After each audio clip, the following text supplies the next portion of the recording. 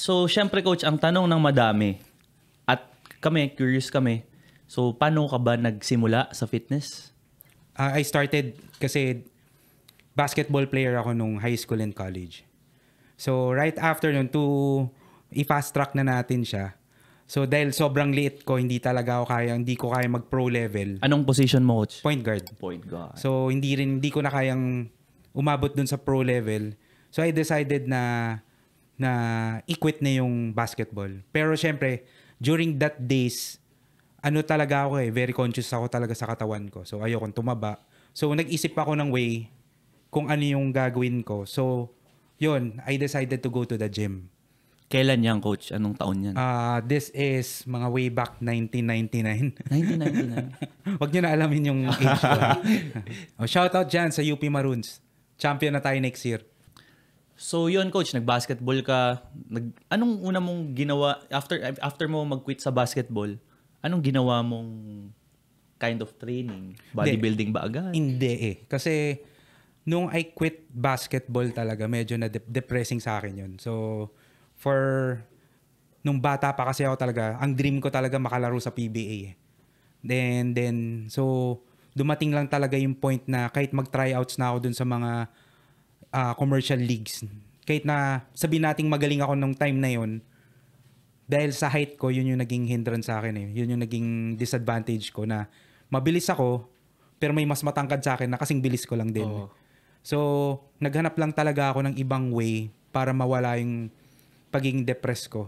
So, sakto nga yun, may friend ako na nag-invite sa akin na to go to the gym, which ayoko talaga mag-gym kasi nung mga panahon na yun, di ba, pag sinabi nilang nag-workout ka or nag-gym ka, mawawala yung pulso mo, babagal ka. Sa basketball. So, ayoko. Tsaka ayoko rin kasi talagang lumaki nun kasi talaga ang passion ko talaga nung that time na yun is basketball. Pero inisip ko na rin, wala nang ibang way para matanggal ko yung depression ko So I decided to go to the gym.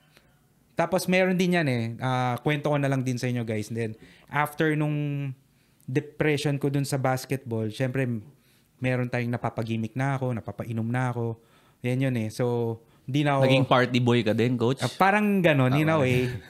Parang ganon in a way na parang na-feel ko rin na dumating din yung point na hindi ko na rin alam saan patungo yung buhay ko So, yun na yung nag-start na ako mag-workout. Tapos naka-meet ako ng mga friends. Pero nung time na yun, workout lang talaga ang gusto kong mangyari. Anong klase ng workout yung ginagawa mo nun?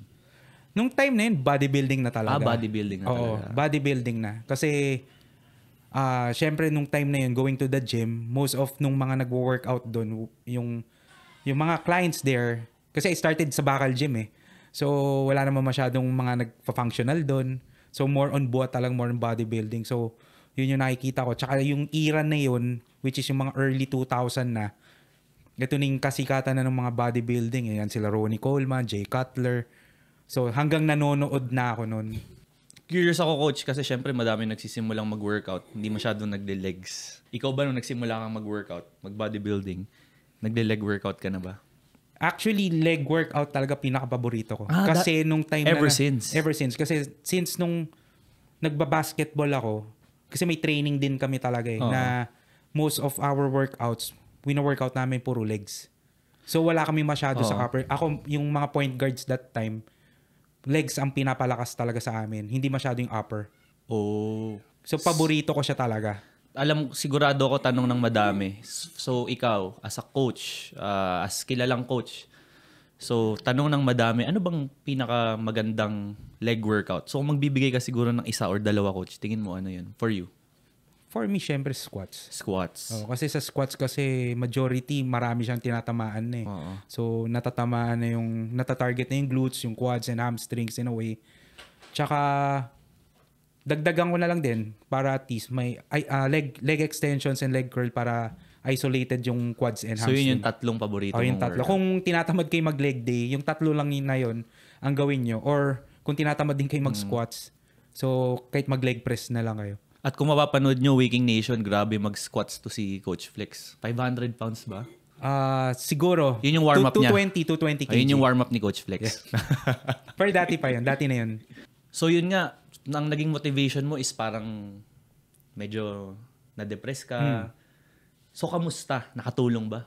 Oh, definitely nakatulong sa akin yung pagba-bodybuilding ko. And nagkaroon ako ng panibagong passion. Kasi ako once nag-commit ako sa isang sport talaga, gusto ko talaga yung maging one of the best ako eh. Kasi nung pumasok ako nung nagba-bodybuilding na ako, wala talaga akong plano mag-compete nun eh. Pero sabi kong gano'n, ano tong ginagawa ko? Workout lang ako ng workout. So ano to, paganda lang ako ng katawan? Ano to, manchichicks lang ba ako? Gano'n. Ayan. Diba? So hindi. Siyempre, dumating yung point naman na in time, gusto ko rin mag-compete. Gaano ka katagal nag-workout? So, yung continuous na nag-workout bago ka nag-compete? So I started, 'di ba, 1999 Oo. na nag-workout. So I decided to compete dun sa first competition ko is 2007. So may 8 years din. Ako naalala ko, coach, nagsimula ako mag-workout mga 2000. Yung sa regular gym na talaga, 2009. Tapos nag-compete ako 2014. 10, 11, 12. So may 5 years. 5 years din, oo. Ayun. Tapos, sumali lang ako ng novice competition. Tapos after nun, parang sabi ko, ay, magka-crossfit na lang muna So ako. parang trinay mo lang talaga. Oo. Pero talaga ang pinaka-love ko talaga CrossFit. is, yung passion ko talaga, bodybuilding. Okay. Doon talaga ako sobrang seryoso. Sabay yun, sumali ako ng bodybuilding. 1 month before, may sinalihan akong CrossFit competition. Yung CrossFit, parang sabi ko, tatry ko lang to. Pero ang sobrang seryoso talaga ako, kabadong-kabado talaga ako, bodybuilding. Kasi yun yung antagal ko nang ginagawa eh. Okay. Yung parang hindi ko matitake pag natalo ako. Kasi sobrang seryoso ako sa bodybuilding nun eh. Yun. Eh, ang hirap din ng bodybuilding. Hindi, mahirap talaga. Kasi Tapos, may disiplina talaga. Tapos after mo mag-novice, kailangan mo na mag-pro, di ba? Or weight category. Weight category. Ang lalaki na ng mga kalabang ko nun. Sabi ko, sa susunod na lang. Kaya nag-crossfit muna ako. Pero may plano ka na bumalik. Bodybuilding. Eh, yung bossing natin, niyaya ako sa triathlon eh. Yeah. Baka ako rin soon. Ayun.